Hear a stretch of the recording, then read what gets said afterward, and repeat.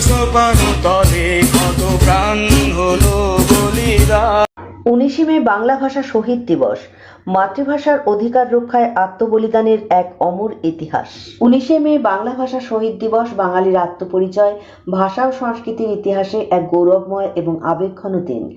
মাতৃভাষা বাংলার মর্যাদা ও স্বীকৃতির দাবিতে আত্মবলিদান দেওয়া শহীদদের স্মরণে প্রতি বছর এই দিনটি গভীর শ্রদ্ধার সঙ্গে পালন করা হয়।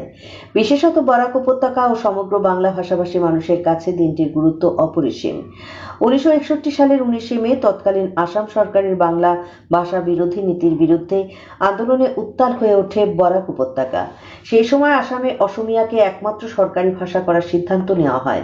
এর প্রতিবাদে কাছাড়, করিমগঞ্জ ও হাইলাকান্দির বাংলা ভাষাভাষী মানুষ আন্দোলনে সামিল হন।